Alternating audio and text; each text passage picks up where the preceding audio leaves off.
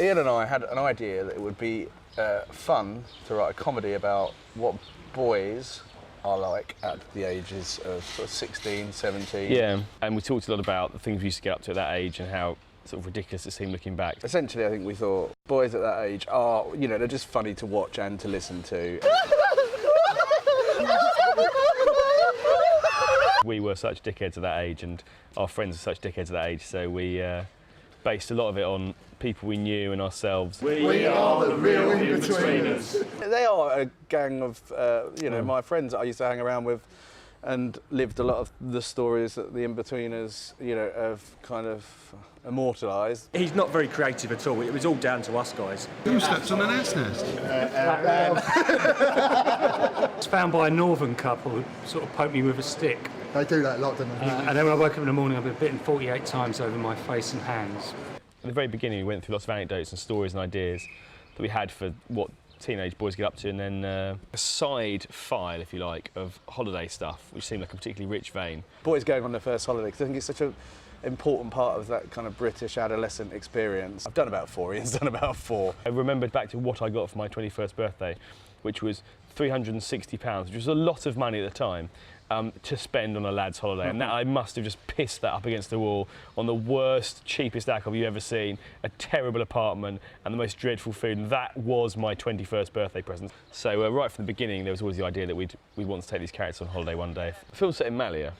Yeah, the film is set in Malia. So we originally wrecked Malia, did some shooting in Malia last summer, and then sort of went away to try and prepare for the main body of the shoot. And we ended up choosing Magaluf because the big thing for the film was having enough extras to populate, you know, scenes like the boat party and the strip at night and nightclub scenes, and to do all those, it's very difficult to get, you know, hundreds of people anywhere, and getting them out to Greece would have been just slightly trickier. So yeah, it's Malia, but shot in Magaluf. They didn't shoot Star Wars on Tatooine. That's my reckoning.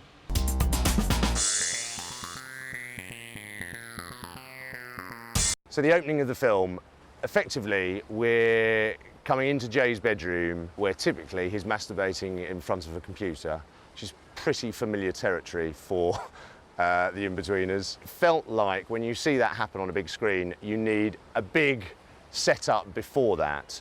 Film opens, camera travels through the air, flies down through suburbia, Harry Potter style, through a window, and reveals Jay in front of his laptop in his bedroom, masturbating.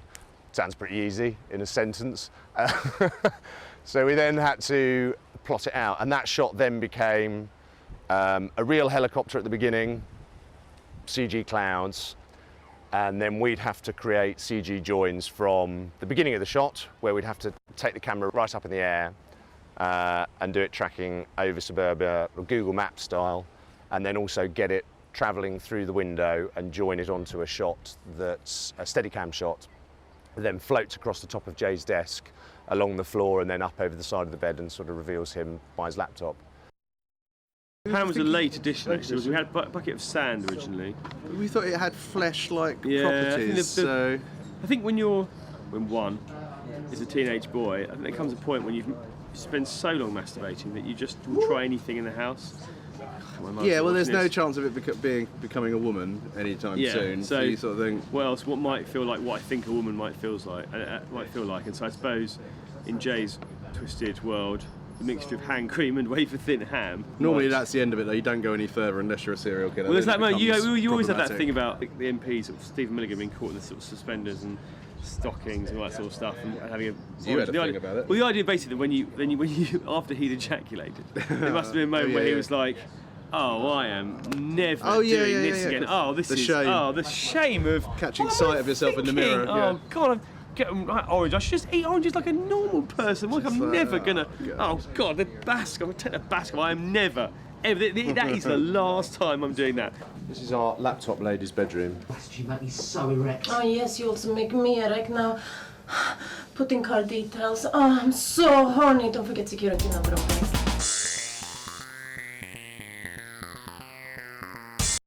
Back in the school, it feels like Groundhog Day because we've been here quite a few times in the last 3 years. It's the end of their lives at school.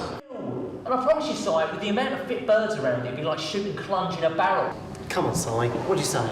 I play Simon Cooper in the Inbetweeners film and series. At the beginning of the film, Simon is going out with a girl called Carly. I think he kind of can't believe that he's got with this like really beautiful girl. Like he's sort of, well, it's true, and you know, he's probably, you know, he's kind of batting out of his league really. But he's like amazed, like, oh my god, I can't believe this is amazing. What a feeling. Coming up. And then unfortunately for Simon, in this first scene of the film, she dumps his him. heart again. Yeah. This is my opportunity, actually. I do always feel the need to sort of stick up for Carly a little bit. Simon is an idiot. Like, he does throw up over her brother and spray paint her driveway and what else do? He does a lot of weird, ends up naked on a boat. And everyone always hates Carly for it, but Carly doesn't see the lovely, loving side of Simon that the audience sees. I mean, I'm not saying she's a lovely person, but he needs to be indulged really, and she doesn't like when his bollock falls out. She's just genuinely really angry with him, even though it's just an accident. He completely ruined my fashion show. Made the fashion show, arguably. First came here in 2007, so spent a lot of time in my life sitting in this school. If you've seen the amazing film Touching the Void, there's a brilliant bit on the extras where the guy Joe Simpson did some of the stunts. And they took him back to the exact same place. There's a bit where he's sitting at the top of the mountain where he, you know, was crawling down with broken legs and broken arms, you know, where he nearly died. And he says on the DVD extras that there was a moment where he thought to himself, you know, genuinely panicked because he's on his own. They're doing long lens stuff, and he was like, it might have been a dream the last 20 years of my life, like writing a book, making a film, getting better, surviving might have been a dream. And actually, I might be back here because everything looked the same. And I feel, you know, I'm not saying I'm the new Joe Simpson, and that kind of courage I'm showing it is the same as his, but it is slightly better than his, I think, being back sitting here watching the monitors in the school.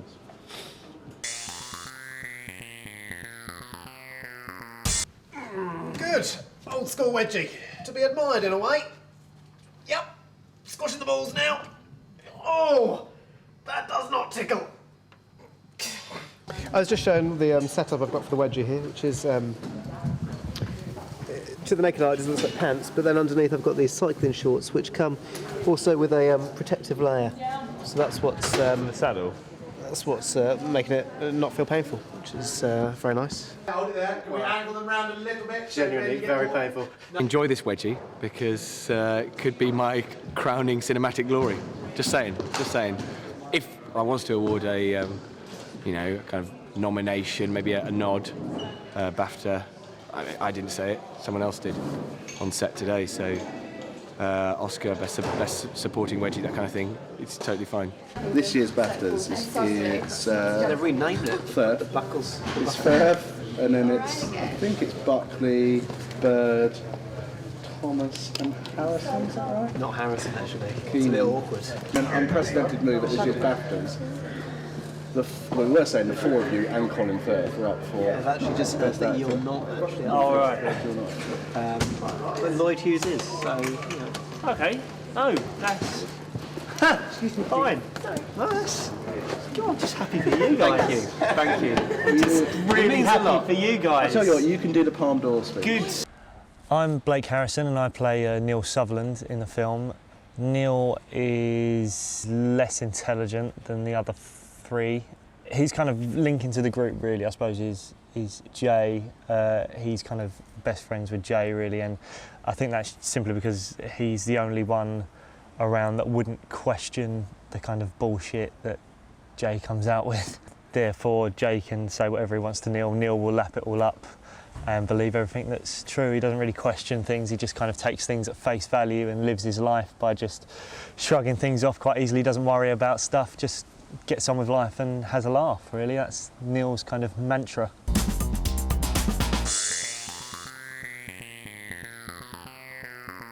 Greg Davis plays the head teacher in the film. He's a favourite character across the 3 series. What we're filming here is Mr. Gilbert lecturing all the kids before they go off into the big wide world, and you know, they're all expecting him to be quite kind, I think, and to finally crack. And in fact, he's just as vile to them, if not more vile to them now, just before they're about to leave and go into the big wide world, than he was when they were at school. So I've got an amazingly long speech to remember, something that I'm not especially good at. So, the headmaster in his wisdom has asked me to say a few words to you, my yeah, brilliant. Fucking love it.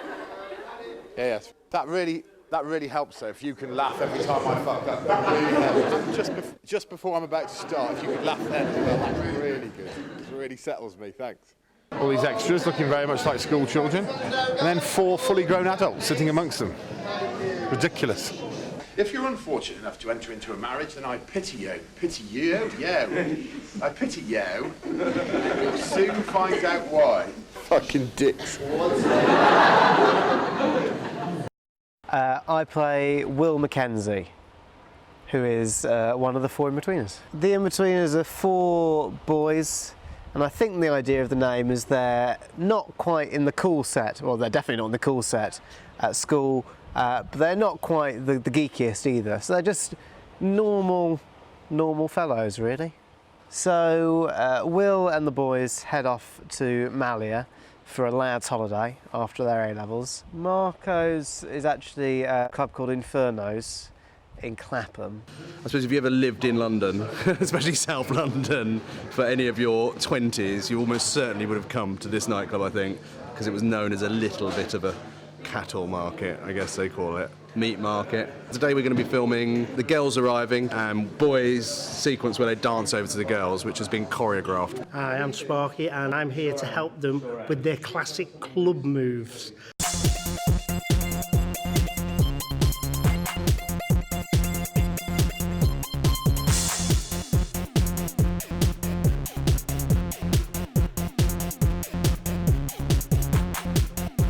Blake's good at locking and popping.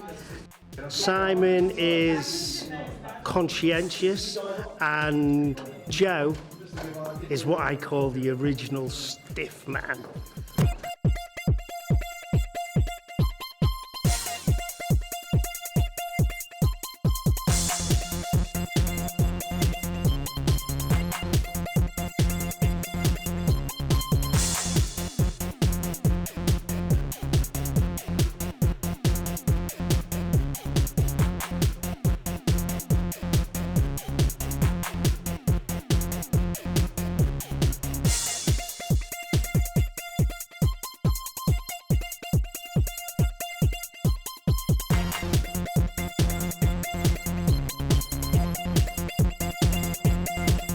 Sorry, this is ridiculous. I did study a little bit of dance. I'm a bit sad. I went for a stage when I was younger. I just used to watch music videos and copy the routines in my room and literally waste hours of days just playing music and dancing in the mirror to it all and stuff. So yeah, quite a sad little existence I lead. I'm probably one of the world's worst dancers. I'm the most inhibited sort of human being you could ever... I get no pleasure whatsoever from dancing. I felt the same way that I feel about my dancing at all times, embarrassed and humiliated. Am I doing it right? Fine. Maybe a bit out, but not so you notice. I will say that those aren't... I have got other moves other than the ones that feature in the film, whereas Joe Thomas, I mean, those are literally his best dance moves. That one where he's sort of jiggling and his upper body is out of time with his lower body. That was him on a good day. That's when he's got rhythm. I've seen him on the dance floor drunk, and it is ugly. Sorry, do you mind if we come and talk to you? Because you look nice, and frankly, this is just humiliating for everyone involved. Will falls into conversation with Alison. I lost my mind and agreed to come here on holiday. What's your excuse? Sort of similar. I came out over the summer and fell crazy in love with this gorgeous local, so I'm back. Hilarious. Of course he did. What was he, a barman or a waiter? Waiter. I've got to go. Don't want to miss my stereotypical Greek boyfriend. He might get angry and smash some plates. Or commit atrocities in Anatolia.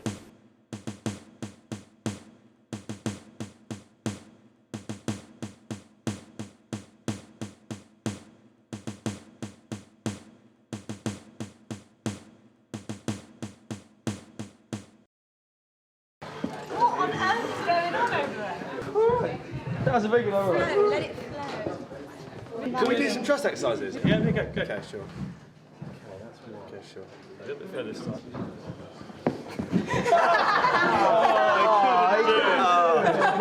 Why did you not do it? Because we still got a sheet to shoot. Yeah, all I care about. You weren't afraid at all. I basically trust everyone.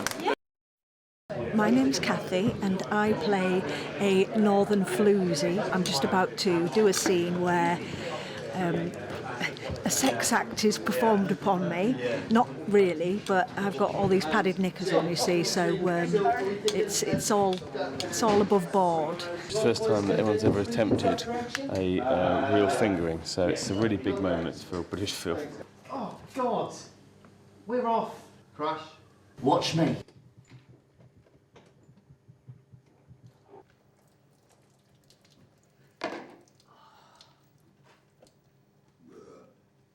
Come there, lovely, thank you. I play Jay in the Inbetweeners. I suppose his place within the group is a sort of wannabe know-it-all. He claims to sort of be quite worldly and knows quite a lot about women and about sort of sex and things like that, but it's quite obvious that he doesn't really know anything at all about anything. We're going to do an actual suicide shot now for Blake's close-up. A snort of let's see this quick as you can, please. Quick as. a shot of tequila, and then a squeeze of lime in your eyeball. So, and we're about to do that for reals. Some method, you know, it's the East 15 ethos. Don't act, be. Go on, Neil, just one more suicide shot. Oh, fucking hell. Oh.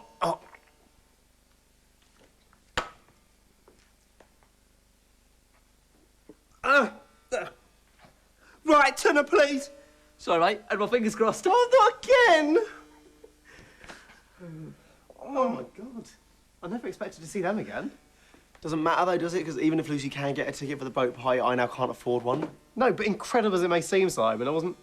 Hello.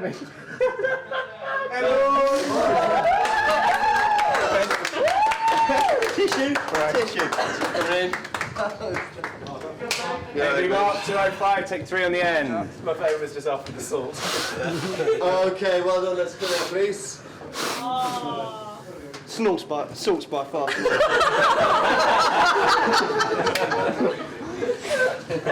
Yes. I'd met Anthony Head a couple of times before because his daughter Emily plays Carly. So we'd seen him at various awards dues and stuff. But it was amazing to work with him because most of the people that I work with on this show are sort of quite unprofessional. James and Blake and Jar, I'm talking to you. So it was nice to work with a proper actor who, you know, knew his lines and delivered them well. I love the show, so I've been a huge fan. When my daughter was first cast, she was reluctant for me to see it the first season because it was quite near the knuckle and she wasn't sure about it. We got over that. The first time Will's dad was mooted, I think actually again it was Emily that just said, the boys have said they'd really like you to do it. I was like, oh my God. I tried to keep a little window free for this because I really, really wanted to do it. I would say that I was somewhere between Will and Simon, although I guess leaning towards Simon. On holiday, there'd always be somebody that I'd seen that I really, really sort of fancied, but didn't have the courage to sort of go and ask.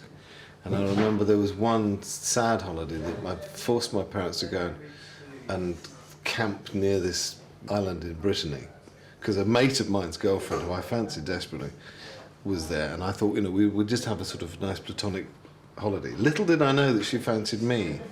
And she got really, really peeved about halfway through because I wasn't making any advances. So I couldn't because it was my mate's girlfriend. And it didn't end well. She just got bored and went off with some other geezer and I was just sort of left in the background. Sad, really.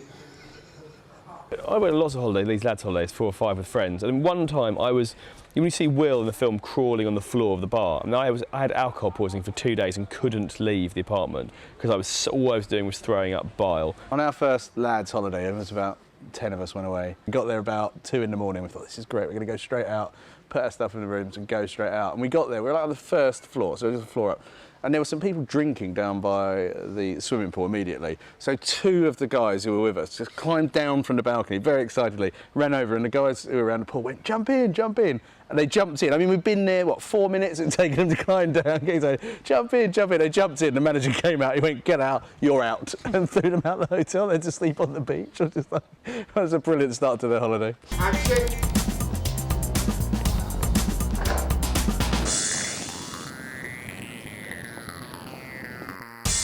I will give anyone £1 million if they can find an 18-year-old boy in this country who dresses like that. It used to be about the realism. Before we get this I think programme. you got to tell David why Daddy goes to work. Get money the right time. That's why we go to work. That's what we're doing it all for. Yeah. Where are the Inbetweeners? Over there. Hello, flight. Yep. Delayed 7 hours. And please remove those T-shirts or we won't allow you to get on the plane.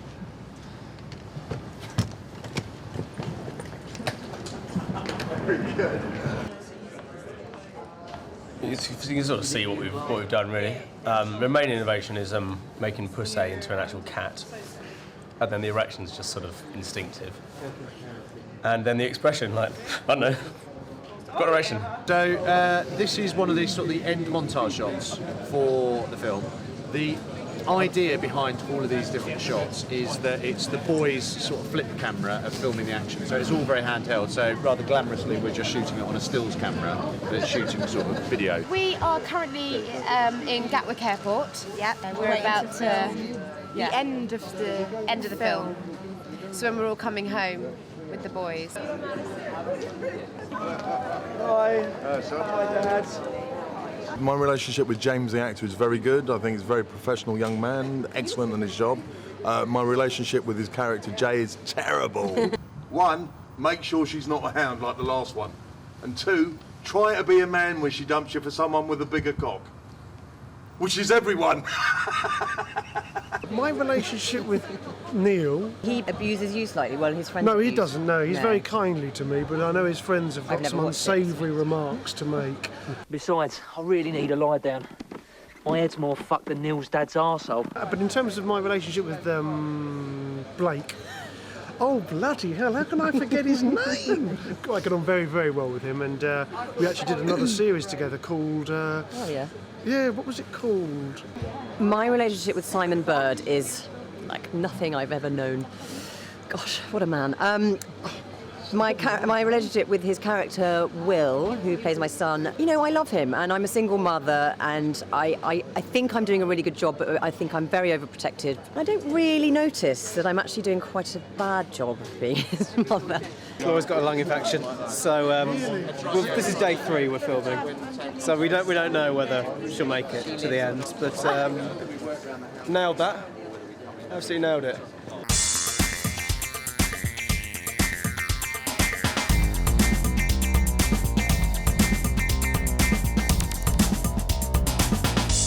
We're filming in the supermarket. This is the opening scene with Neil in it, and viewers of the series remember that Neil, he got a co-worker at the supermarket that he worked at pregnant. That was Asda's. This isn't Asda's, they wouldn't let us film there. I'm at the fish counter. Where have you just come from? Been stacking shelves. Quick snog. Neil's finished, so you've probably finished as I've well. finished as well. I assume that they're just going to have a massive snogathon. My first ever job was in the women's shoes department at Selfridges in London. It's fucking horrible. Loads of women's shoes at your house. Yeah, loads. Oh god. And the dresses, the makeup. Oh, I'm like a regular Priscilla. Oh, we went for it. Oh, we don't do things by halves here. We knock teeth, everything. We really... We're like 15 again. Yeah. Oh, that's the point, though. You know. Normally, I am an elegant, gentle kisser. The supermarkets just bring out the beast in me. We're trying to come up with ways to entertain ourselves. At the moment, it's coming up with prawn-based film names. For example, Prawn of the Dead, The Prawn Mower Man, From Dusk Till Prawn. Prawn again. Zach and Miri make a prawno. Starring Vince Prawn.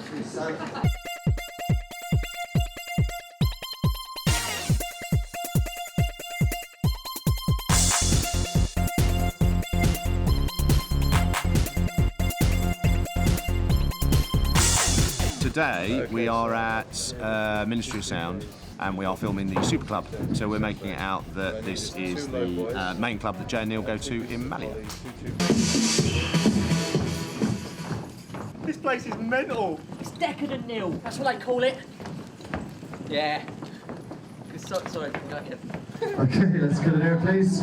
Today we've got nearly 500 people coming to our shoot. We need you to kind of arrive as if it's, it's summer, you're in a holiday resort, it's 30 degrees outside, not 3 degrees because it's kind of winter. And people turned up wearing these amazing outfits. I was shocked by how much flesh is on display. And people literally going out wearing like bras and pants, and they look amazing, these girls. It's a very special feature performance, in fact, by Fernando, the legendary Fernando, who is quite a name in Ibiza super clubs. Fernando! The Fernando experience. I haven't really thought about it a lot, to be honest. It's sort of scarred me. I wept for days afterwards. I mean, me and Blake were so close to that man's penis and arsehole. Too close. It's quite harrowing. I don't want to talk about it. Today, what we've seen effectively is a man in Native American headdress suck his own penis. I mean, I suppose the main reaction to Fernando is, why does he need to wear costumes? To be honest. Why is he dressed as a Red Indian? I guess that's my main issue. Just get on with it in a way, do you know what I mean? Like, if you can do it, you don't need props, really. I mean, if there was a man whose talent was just to dress as a Red Indian, he wouldn't have any talent. So just do that, to be honest. Don't lower yourself, literally don't lower yourself to dressing up. I mean, dressing up is not a skill. Whereas sucking your own penis is a skill. It's not easy money. To be able to do this, you have to put a little elastic band in your dick to keep it hard for the time it works. Fucking hell. It's painful. I'm just so happy I wasn't there. I don't know whether you just want to pan over to Paddy Carr here. Paddy had the worst time. Paddy was given the job of just watching Fernando all day and making sure his every need was catered for. Paddy looked like a haunted man by the end of that day. Funny things about this thing is when you finish to do your show, many guys come to you, gay, straight, whatever, and they come to you and they say, I used to be able to do it. Have you enjoyed the day? Yeah, you're so good. Did you practice that hard? No. In the mirror, in the mirror. No, that I enjoy it is to be out and share with people. What do you think about what I do? Can you be our stripper? Okay, thank you very much. Hope to see you soon. Bye.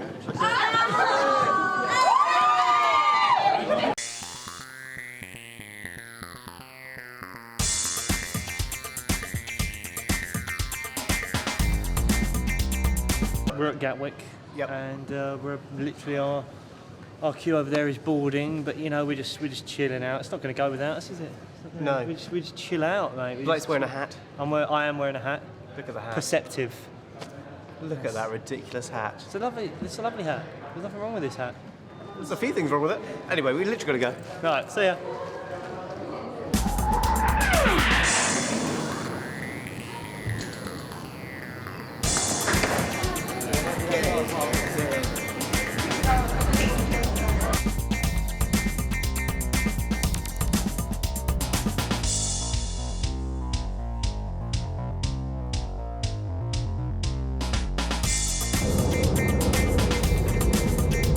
We're here.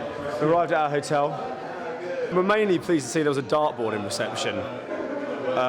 Simon and James were, I would say, unusually excited by that fact. Because we're obviously big darts players, all of us. You always see us playing darts very much a sort of dart story for the modern age.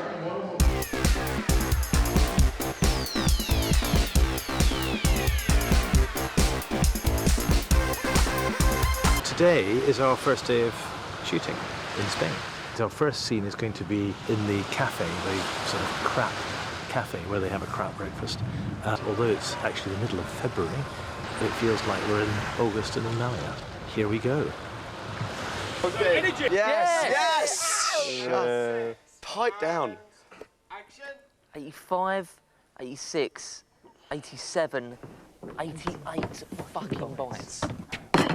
Ooh, sorry. I asked for 2 poached eggs. Yes, poached.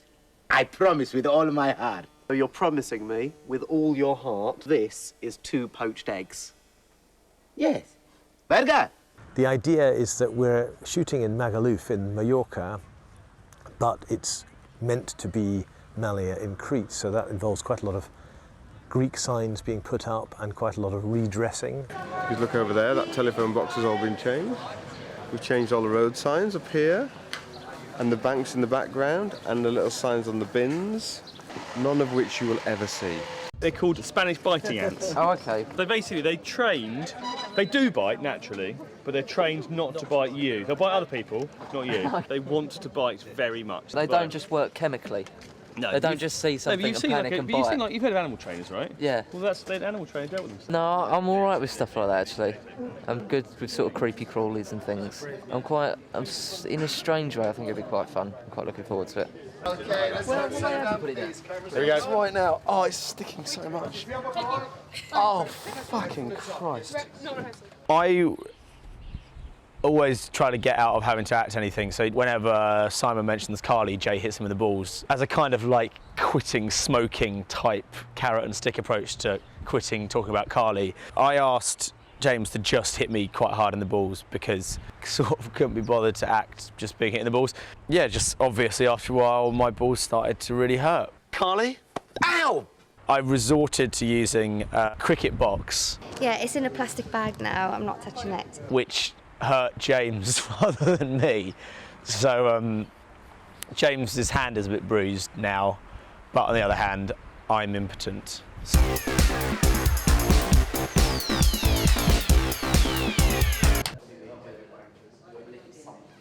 Does it say weird stuff? Well, a bit. For our miserable bloody life at Canal 3XL. Do it, wankers.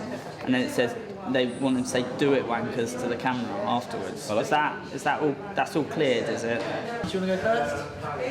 Yeah.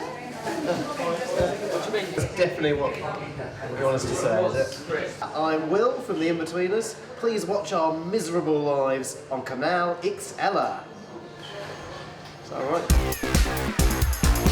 When you go to Malia, quad bikes are ubiquitous everywhere. Everyone's on a quad bike, everyone's got quad bikes. And when we went to do one of the recce's, our producer Chris, who is a 50-year-old man from the Isle of Skye, went. At one point he was picked up by 8, 10 young men, just picked while the quad bike was running, and they were revving the engine, and he just sort of thought, this is the kind of madness that goes on in these places, and he was literally just thinking, don't know what to do, don't know what to do. And I think under his breath apparently he was going, please don't do that. please don't do that. Quad biking. Quad biking.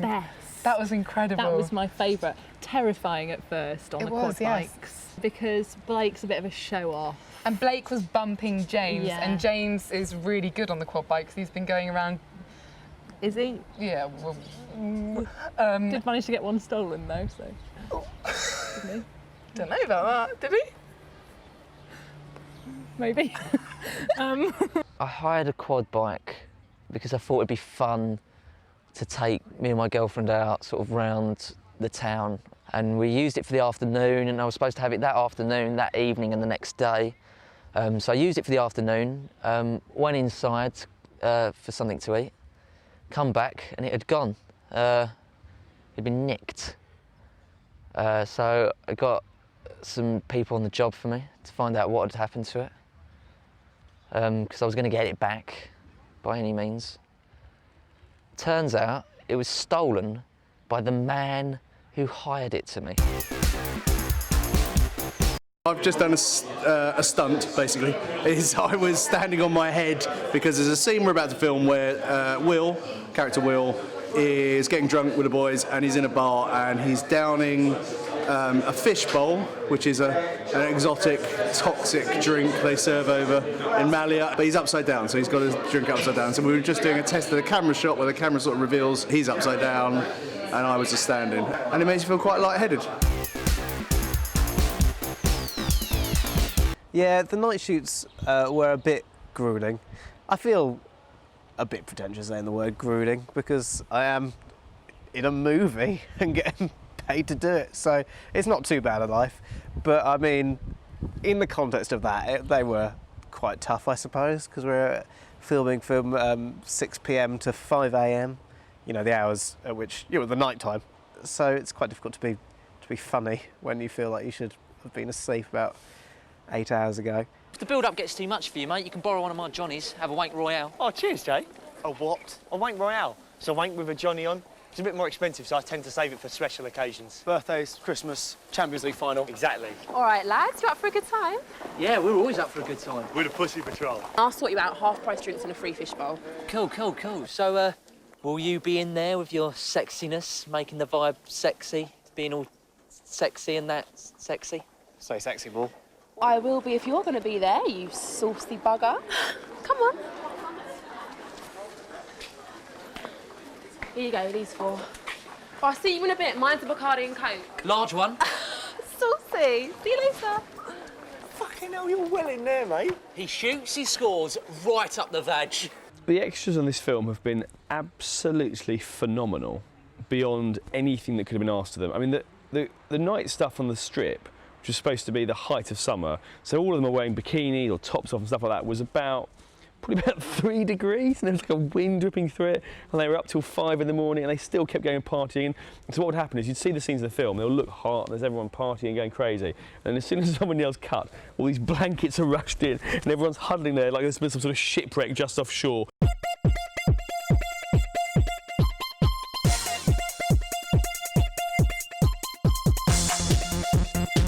Get a proper grip on it.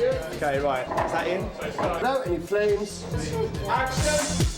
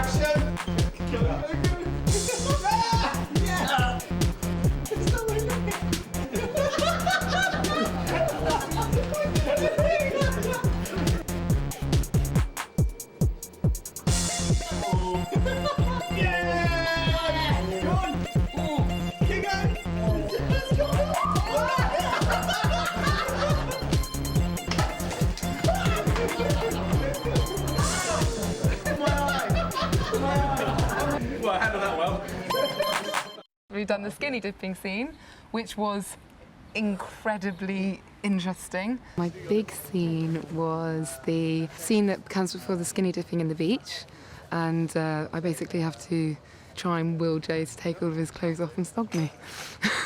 In that order, I don't know. It's a really sort of empowering thing to do without sounding like a tosser. It's a really empowering thing to do, and fuck it.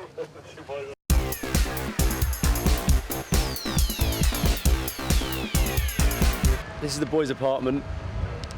As you can see, it's a complete dive. The towels and everything are just decoration. It's an abandoned building as far as I can see. In the green room, I think some squatters have been in here, and somebody's written, literally, "Drink my blood" across the wall. That's the room they've chosen to relax in between takes.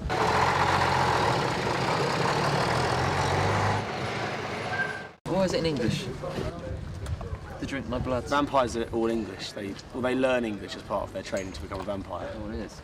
Yeah, it's all international. But vampires don't ask you to drink their blood. They Good don't. point. Good point. Maybe it's part of the training. You got Show. to like doctors have to, Yeah. you know, examine Each other. Do they? I don't know if they do. I think they do. It's somebody who wants to become a vampire. Yeah, he wants to be a vampire victim. Just on the off chance a vampire stayed in that room. And the vampire's coming on holiday. He's in Mallorca. He's having a break. Yeah. Not a great place to come if you're a vampire, though. I mean, quite a lot of sun, unless you're coming off-season, I suppose. Good point. But I like the fact that you can come anywhere in the world, and if there's a place full of graffiti, there will always be a cock. Yeah. Yeah, that's good. Yeah. It will always look the same. The cock will always be the same. The universal language of the cock. Yeah. You Willie? Yes. Here key. You have fun, but not too much fun. You shit on floor, €50 fine. Each time. This is the dead dog that we're going to take out of the well. That is the skin of a real dog that was not killed for the show in any way. Oh, it was, wasn't it? We asked to get a dog killed. It's so annoying. Try rehearsal. Dog is a triumph. All right. Jesus, Neil. Oh, don't worry about that. It's on the way down. Have you seen Jay? Oh, shit, no, not since last night. No, I mean, have you seen him? He's over there. The ants, I didn't have much of a problem with the ants. I mean, I had one on my tongue at one point that kept being placed there because he kept falling off. But yeah, it felt really weird. I felt itchy for hours afterwards. I felt like I was constantly had something crawling over me. Oh.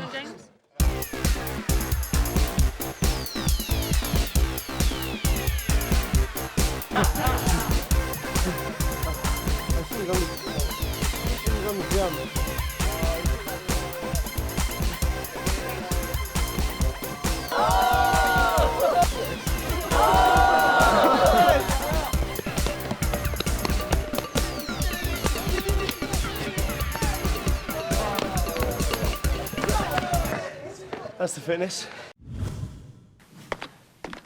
Hi. I've been better. Partly I'm thinking about putting stones in my pockets and chucking myself in the pool. Blake Harrison plays Neil, who's an idiot.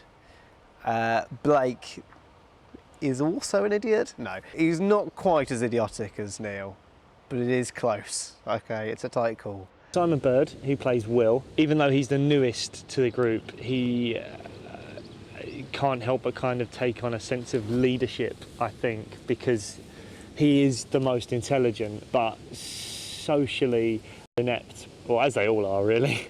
Simon Bird's very much the organiser since we've been out here of getting everyone together for meals out and trying fine wines, and there's a similarity between the two, but both incredibly funny. As well as a very talented actor, he's a gifted shoe designer, and he's working on for Nike. Go on. Oh, this is risky. This is risky. It's relatively comfortable, to be honest. I recommend them for the shorter individual. No, Am I still shorter than you? Go on, let's go. Okay, seriously, let's go.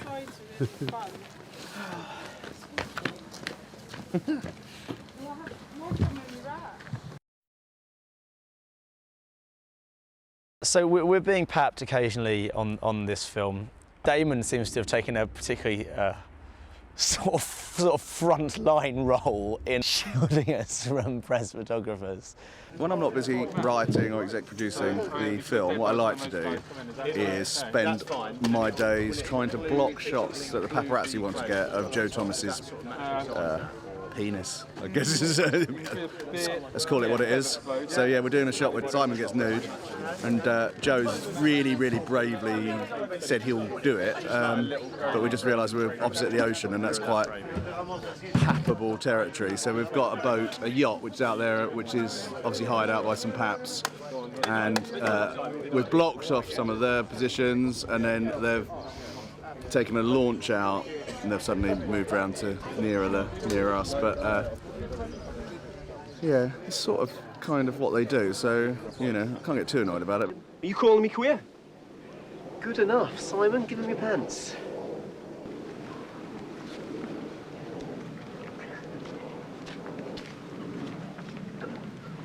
One last thing. What? Can you lend us €50? We had these huge screens up to shield the scene. And then on the other side, there was Damon with kind of an A4 size bit of paper, just kind of being like, yeah, that's it, sort of like fending off these sort of would-be shots.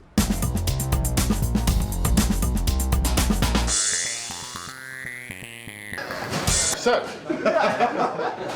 42 years of age, ex-head of department. So it's not really what I fantasised about when I thought I might be in a film one day.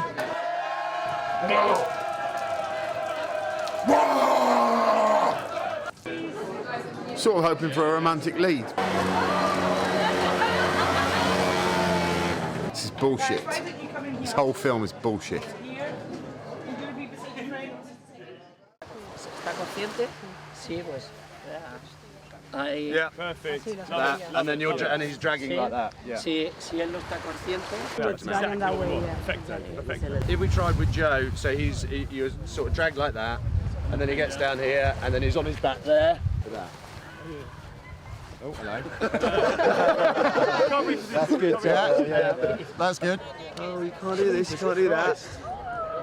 You can't drown people. You know, they used to drown people all the time back in the day. What sort of depth do you want Salvador to get me from? Like, Only about 2-3 feet. Yeah. Arm around, and Okay, action, fine. in Yeah, you go. fine. Okay? Salvador. Okay, set, and action!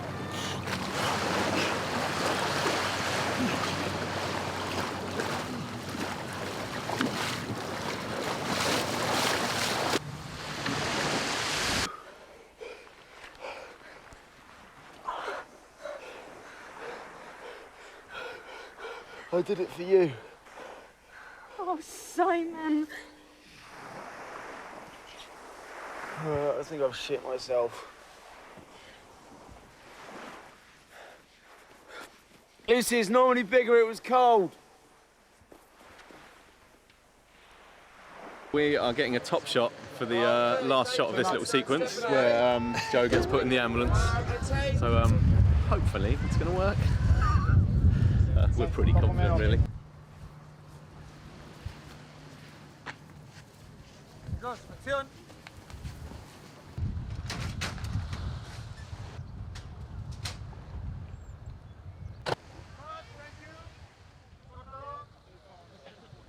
It's the moment the audience dread. The boys have a fight. Joe and, well, character Simon and character Jay have a fight. I think every friend's holiday, when friends, I had a fight at some point with one of them. Yeah, you were very aggressive. Very aggressive. Short-tempered. Prick. But really. But I think it seems to be a fairly classic thing that happens on lads' holidays, is people fall out and have a fight with each other. If there was a fight between the four boys, I think it's a toss-up, really. Simon Bird would go down first. He'd be out. He's not sort of the fighting type. James is a bit of a wimp, so I could take him easily. I think my main challenge would be Joe, because I can see sort of a switch flicking in Joe. Oddly, I can see Simon Bird being quite cutthroat. If there were rules, Simon Bird would abide by them. But if there weren't rules, he would be the first to get dirty. And then when challenged about being dirty, he would say, it was made clear at the beginning there were no rules, therefore I behaved totally legitimately. I'd go dirty tactics straight away. Biting, gouging. Blake, I could see him being quite good at, you know, like martial arts, and he's very long. He's got very good reach with both fists. I could use a reach on all of them, to be fair. I think that's what will win it for me, it's the jab. Blake, I think he's fairly by the book. I don't know what that book is, by the way. I can see James believing in some sort of gangster code whereby you don't go below the belt or something. I think I'd be the first to go dirty. I'd get my keys out. Simon Bird, despite what he says, has definitely been to see a personal trainer, and he's now got quite a good set of guns on him. You never know what you're going to get with Joe, because he could just go mental and destroy you, I guess, because he's not a small bloke. He's fairly trim. I think Simon Bird would do what was necessary to win. Who actually would win? I think I can handle him. Beautiful. Today is the girls' hotel pool. You can see by my excited face, just getting very fucking bored of this weather. We've got saying since we've been in Mallorca about the weather forecast we've had, because not a single one of them has been in any way reliable at all. And the saying is, red sky at night, probably going to rain, might not rain, you never know. Red sky in the morning, probably going to rain. Could rain, don't know, literally means nothing. Today we are all round the pool, sunbathing. The pool is freezing, the weather is awful, as per. Where's all the money on this? Where's the money? We haven't got money. Is it €1? My €1 isn't fitting in. No, missed that, It's not that. Missed that. Yeah! Ah! I'm gonna have to touch the black. No. But I'm one of those people that can pot 2 balls and then pot nothing.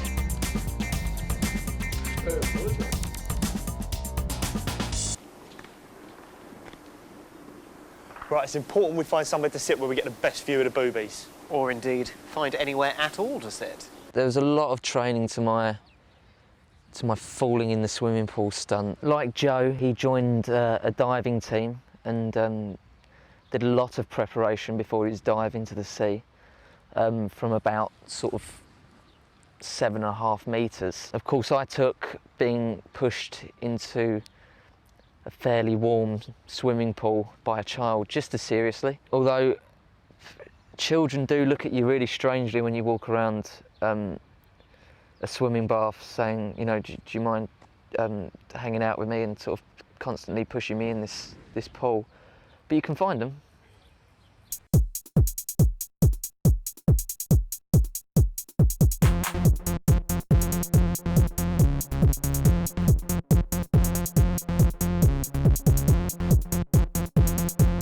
One of the key sequences in the film is the boat party. The boys, when they arrive on the holiday, they discover quite early on that the cool thing is to get onto the party boat. We had quite a job finding a boat. I did a bit of research on other boats. Ben was very keen on a boat in the Caribbean, which I had to explain to him we couldn't really pay to be shipped across to Europe.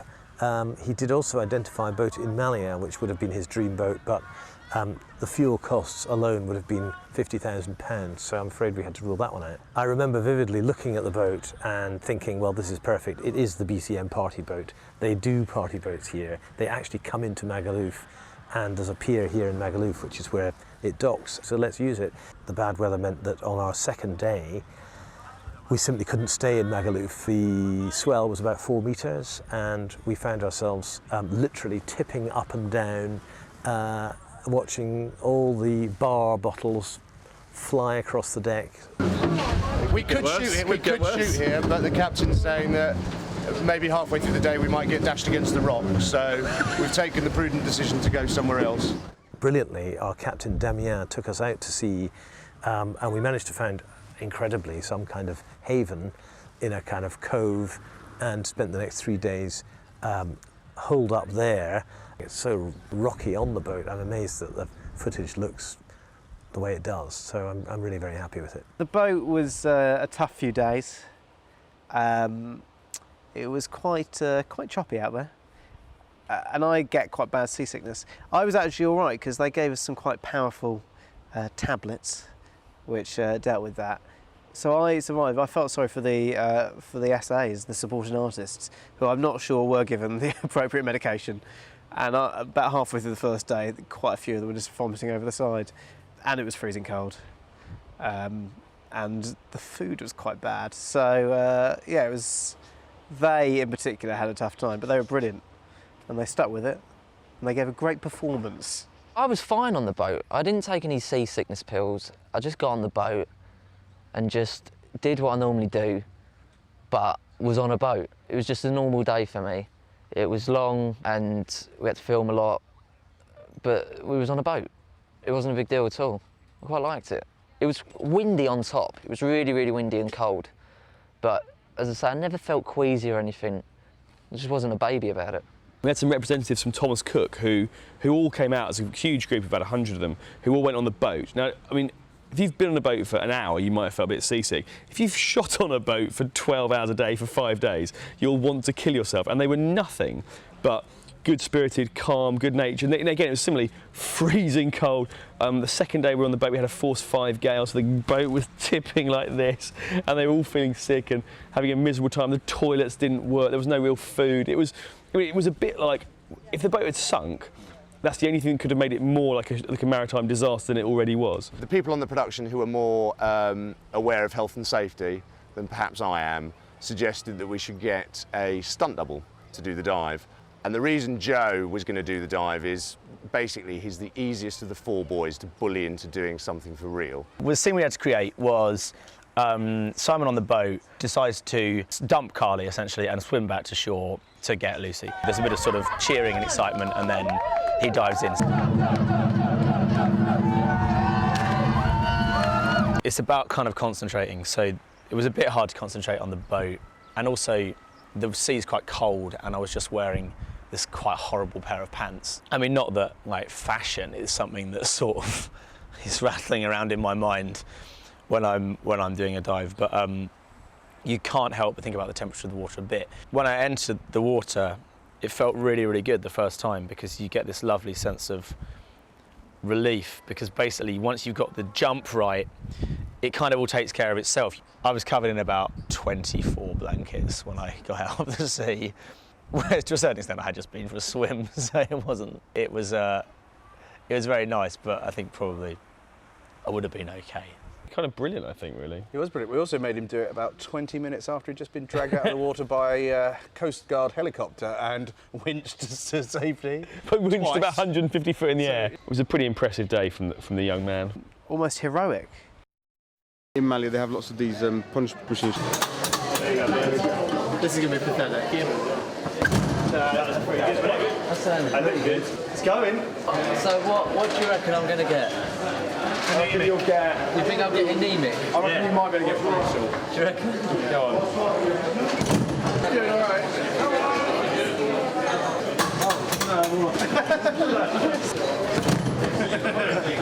Really time that. Almost exactly. Oh, that wasn't good. Bad connection. That sounded good to me. The machine moved quite a lot more. Look at that!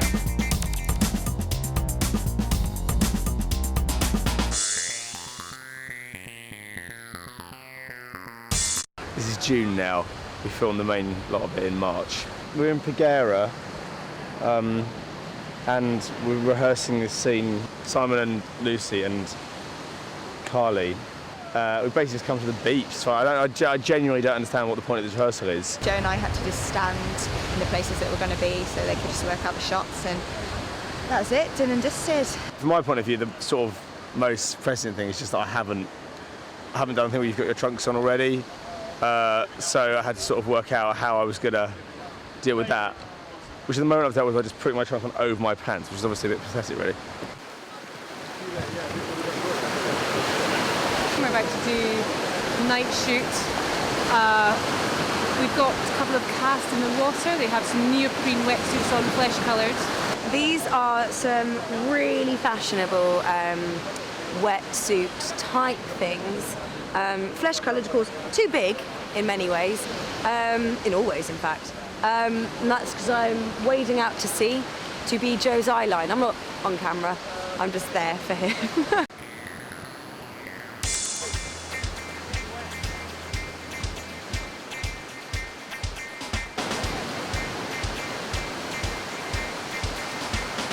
It's so wavy, it's just like impossible to get anything because the height's changing from like here to here when there's a wave. Hard to act and also hard to film. No, I'm not quite sure what we're going to do at the moment. In true characteristic Inbetweeners style, we have gone from the jaws of hell and defeat to the threshold of victory, because we seem to be back on target. I thought I had abandoned any hope of getting to night shooting, and we're now on track to complete.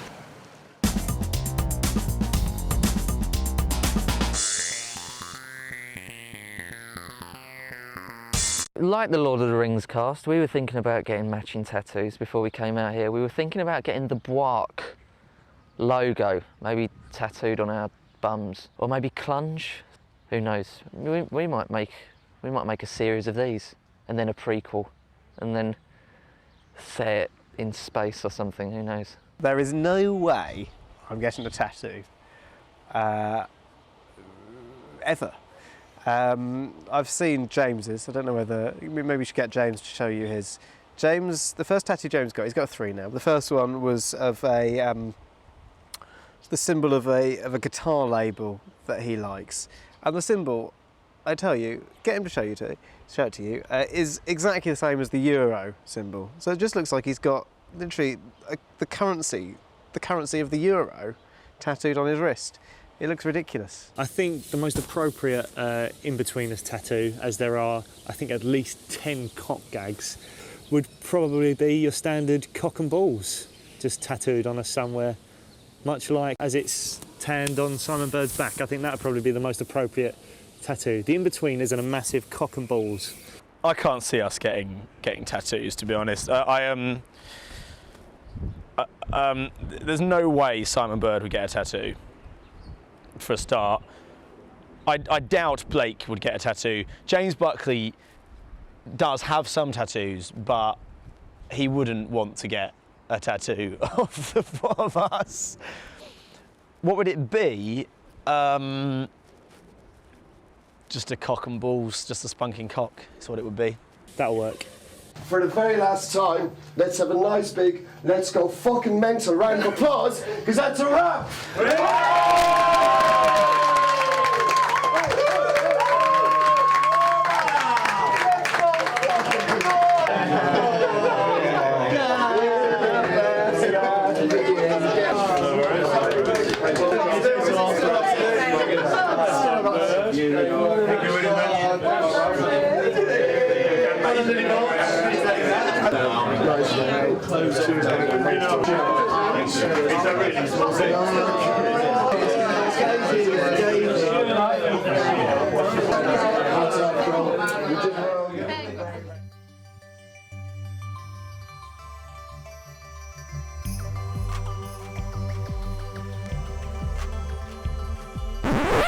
Oh, miserable bloody life at Canal 3XL. Do it, wankers!